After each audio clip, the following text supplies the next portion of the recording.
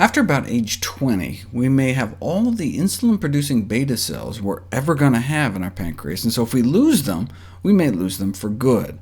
Autopsy studies show that by the time type 2 diabetes is diagnosed, we may have already killed off half of our beta cells. You can do it right in a Petri dish. Expose human beta cells to fat, they suck it up, and then start dying off.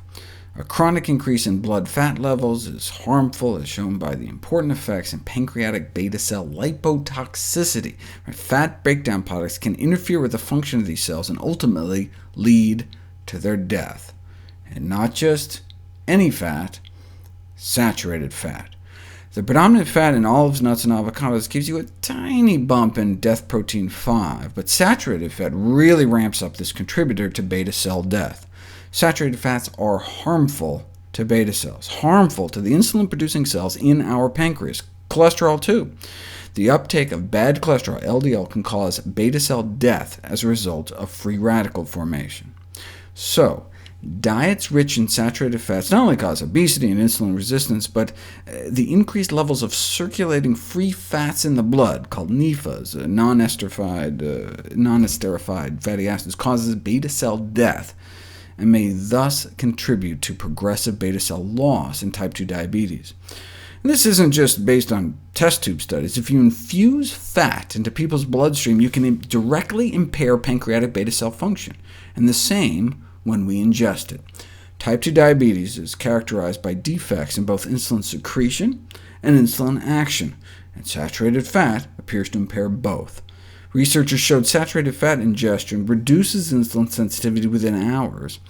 But these were non-diabetics, so their pancreas should have been able to boost insulin secretion to match, but insulin secretion failed to compensate for insulin resistance in subjects who ingested the saturated fat, and this implies the saturated fat impaired beta cell function as well, again just within hours after going into our mouth.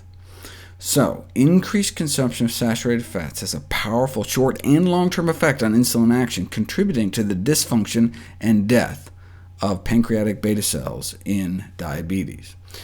And saturated fat isn't just toxic to the pancreas. The fats found predominantly in meat and dairy, chicken and cheese are the two main sources in the American diet, are almost universally toxic, whereas the fats found in olives, nuts, and avocados are not.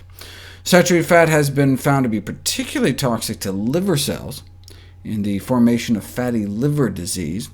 You expose human liver cells to plant fat, and nothing happens. Expose liver cells to animal fat, and a third of them die.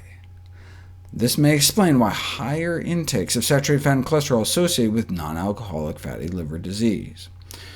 By cutting down on saturated fat consumption, we may be able to help interrupt this process. Decreasing saturated fat intake may help bring down the need for all that excess insulin. So either being fat or eating saturated fat can both cause that excess insulin in the blood. The effect of reducing dietary saturated fat intake on insulin levels is substantial, regardless of how much belly fat we have.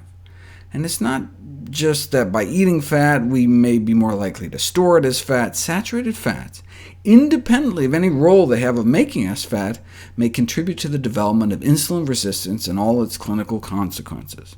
After controlling for weight and alcohol and smoking and exercise and family history, diabetes incidence was significantly associated with the proportion of saturated fat in our blood. So what causes diabetes? The consumption of too many calories rich in saturated fats. Now, just like everyone who smokes doesn't develop lung cancer, everyone that eats a lot of saturated fat doesn't develop diabetes. There's a genetic component.